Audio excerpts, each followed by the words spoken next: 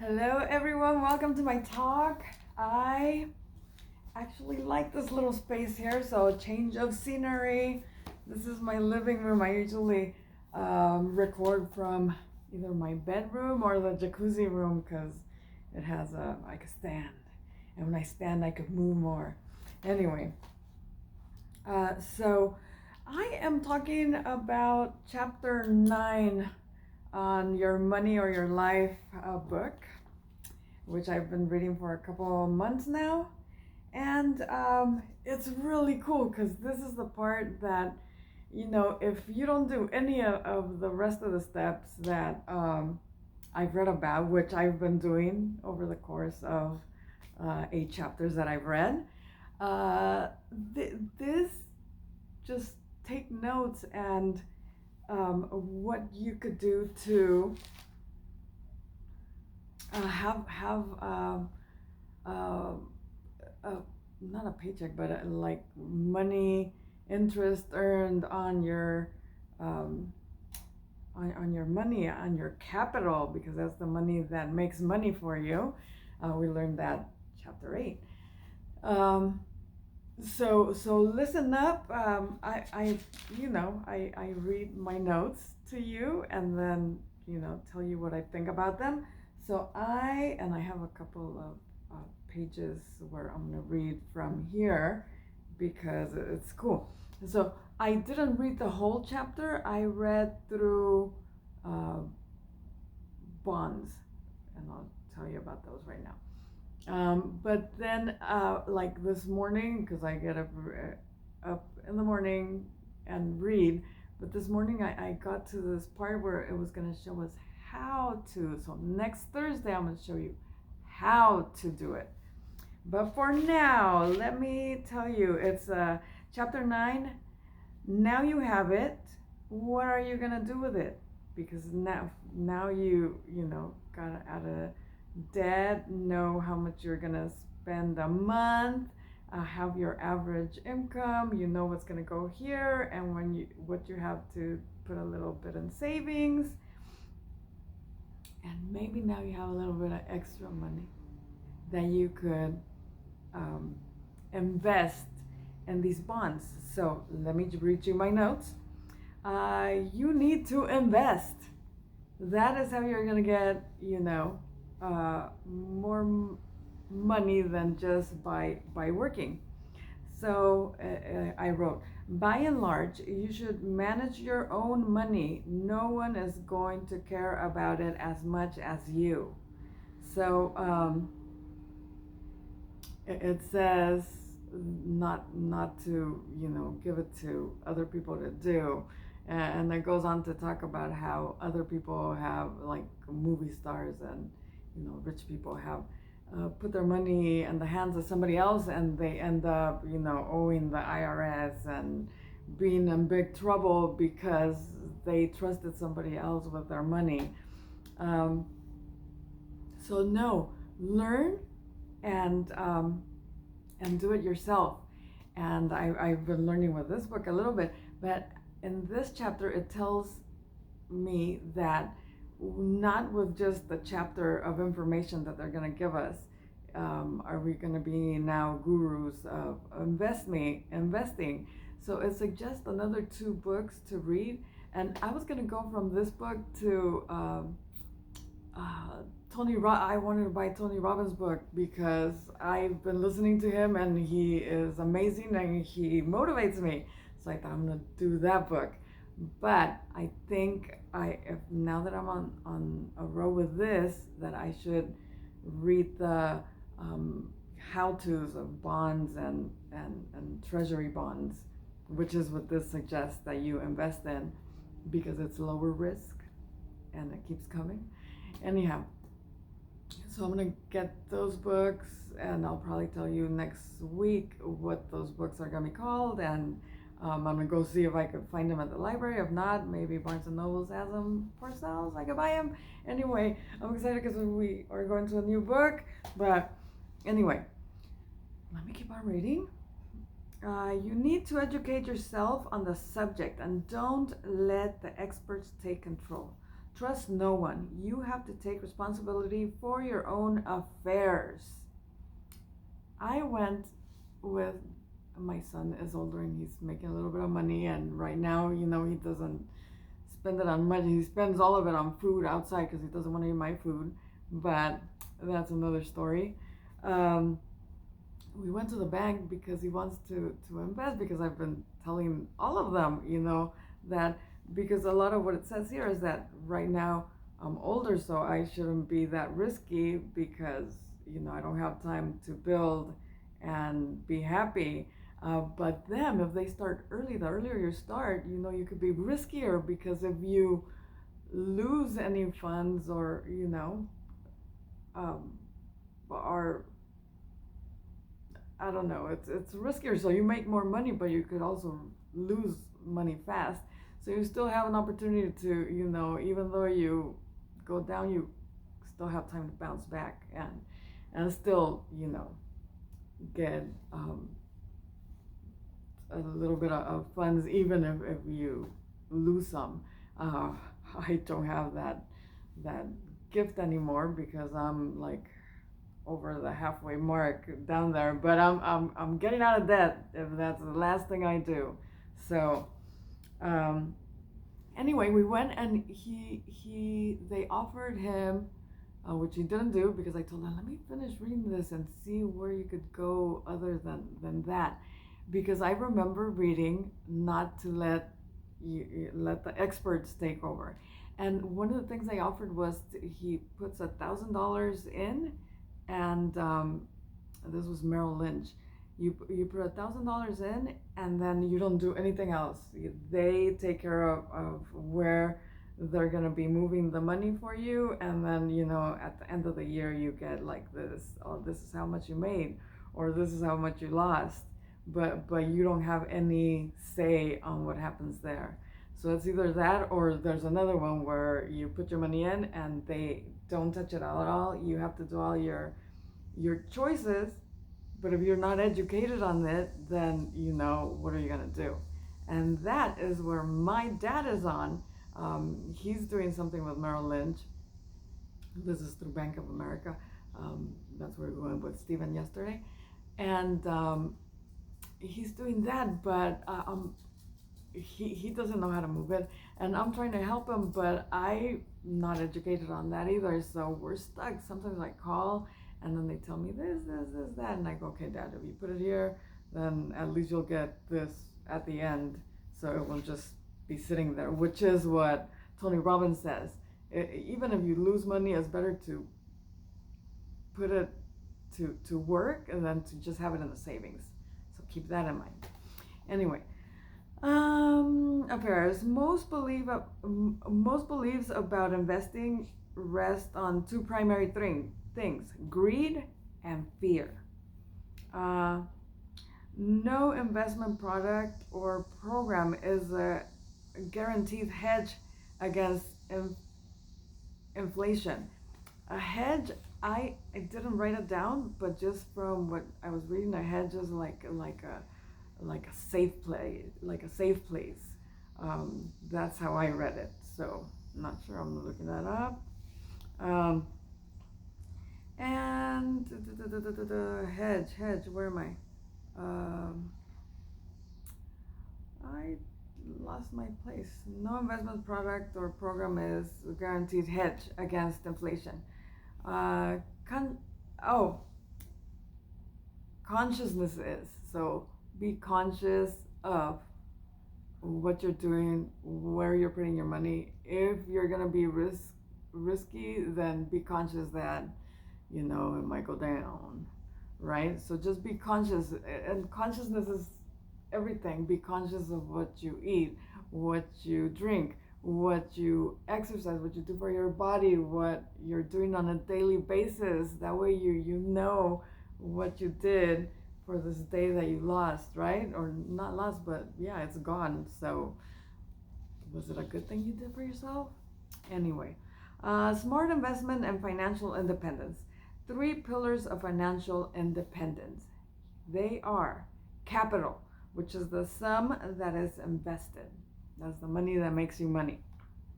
Cushion. A cash reserve that is enough to cover your expenses for the next 6 months. So everybody needs a cushion. You need a cushion before you could invest, because if you invest it, then if you have an emergency, you need a little bit of money out here somewhere. So you need capital and a cushion. And then cachet, which I'm not sure if that's how you pronounce it.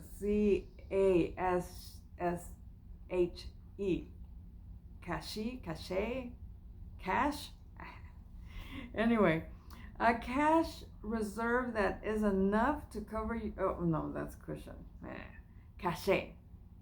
Your continuing savings habits made manifest. So even if you have your capital invested, and even if you have 6 months cushion for your safety net, you still have to be conscious that you still have to be saving your money and investing more and putting more into cushion. And when you need it, it's there, right? As long as you have 6 months in there. So that's cachet. Safety is a key factor in any investment program designed to sustain a financial independence lifestyle. You don't want to trade your 9 to 5 job for a round the clock job of worrying about how the stock market is doing. And what they mean here is that that a lot of people leave their job and then start investing in the market, like buying stock and puts and EFTs and all that. I didn't know any of this until I started reading this book. Anyway, but these things go up and down. That's when you do a little bit of risk when you're younger.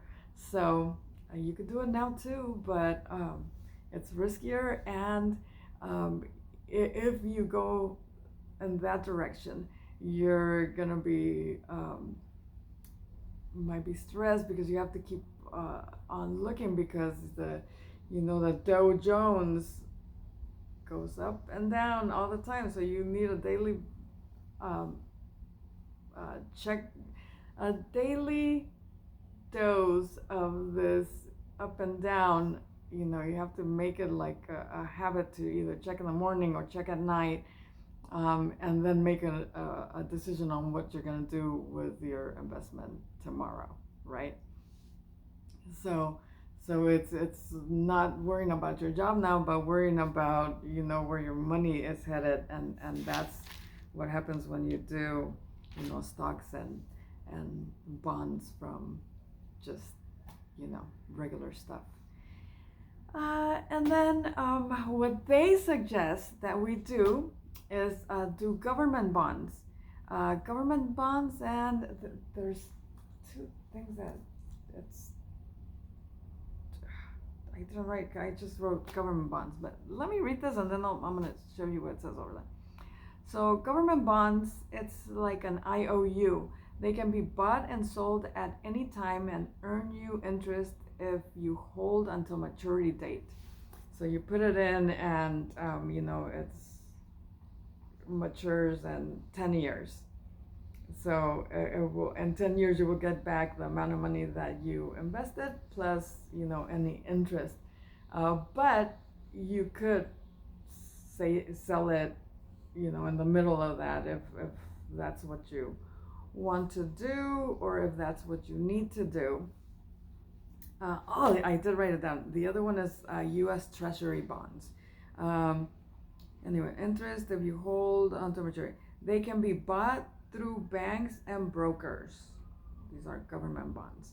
Then there's the U.S. Treasury bond and U.S. government agency bond. They are considered by experts to be the highest quality, safest interest-bearing investment in the world. In the world! So this is where I'm gonna go. I just need to learn how to go there. And of course, I need to save my 6-month cushion before I do that. But actually, I'm gonna start a little bit while I get that cushion going. First, I gotta get out of debt. Anyway,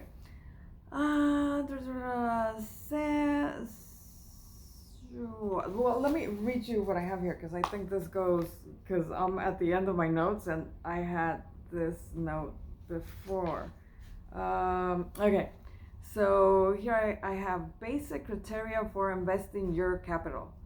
Um, Whether we are defined financially independence as being out of debt with enough savings to withstand economic downturns, or as a full-fledged early retirement, that makes it possible to devote yourself full-time to whatever is most meaningful to you. The following criteria apply to whatever you do with a capital. Your capital must produce income. Your capital must be absolutely safe. Your capital must be in a totally liquid investment. You must be able to convert it into cash at a moment's notice to handle emergencies. Your capital your capital must not be diminished at that time of investment by unnecessary commission loads, promotions, or distributions expenses, often called 12B1 fees, management fees, or expense fees. Your income must be absolutely safe. Your income must not fluctuate. You must know exactly what your income will be next month, next year, 20 years from now. Your income must be payable to you in cash at regular intervals. It must not be accrued, deferred, automatically reinvested, etc. You want complete control. Your income must not be diminished by charges, management fees, redemption fees, etc. The investment must produce this regular, fixed, known income without any further involvement of expense on your part. It must not require maintenance, management, geographic presence, or attention due to acts of God. So this is how safe those treasury bonds and the agency bonds are, because that is what the book um, says the ones the book says we should use. And there was something else. Oh, here it is. But let me, general safety of capital. Well, it talks about the U.S. Treasury bonds. So let me just read it, right? U.S. Treasury bonds are particularly suited to a financial independence investment program. Following is a list of their advantages. Okay, so these are the advantages of the U.S. Treasury bond. Greatest safety of capital, greatest safety of interest, full faith and credit of the U.S. government, guaranteed as to principal and interest, exemption from state and local taxes, non-callability, most can be redeemed early by the issuer, cannot be redeemed early by the issuer. Greatest negotiability of absolute liquidity, global marketability. They can be bought and sold almost instantly with minimum handling charges and in convenient demonstrations such as 1,000, 5,000, and 10,000. Easiest availability directly from the federal government, Treasury Direct, and through most brokers and many banks anywhere in the world. Cheapest availability, no middlemen, no commissions, no loads. Duration, the range of maturity available is extensive. You can buy a note or bond that will mature in a few months, or one that won't come due for 30 years. Absolutely stability of income over the long run, ideal for FI, financial independence, avoids the income fluctuation that would occur with money market funds, rental real estate, etc. So those are the two things I wanted to read from the book. And then it goes on to say sold by active. Oh, okay, treasury bonds sold by auction by government financial needs. Some typical agencies issuers are the Federal National Mortgage Association, Fannie Mae, the Federal Home Loan Bank, Freddie Mac, the Federal Farm Credit Bank, the Government National Mortgage Association, Ginnie Mae, the Student Loan Marketing Association, Sallie Mae,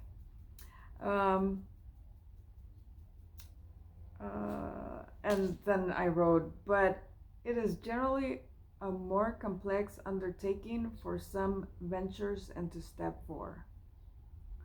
So going through those 1, 2, 3, 4, 5 banks or places is a little bit more complex.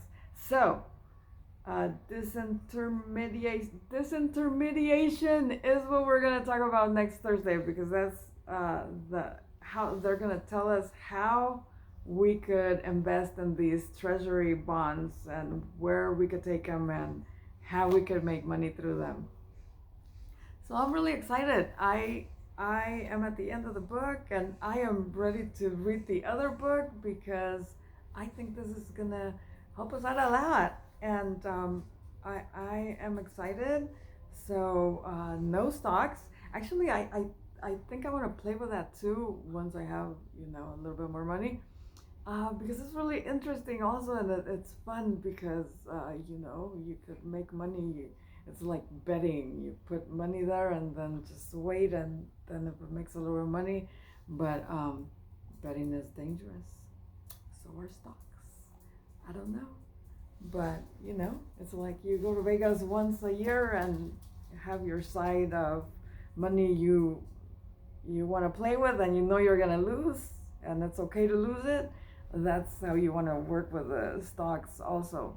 You want to have a little bit of money that you're not gonna be devastated if it goes away, because it might. But it's fun to play every once in a while, right? But our best bet are these treasury things, and I don't know about them. I'm so excited about them now. I'm excited to read about them. But anyway, come next Thursday, because next Thursday it's gonna go on to tell us how to buy them easily, I think.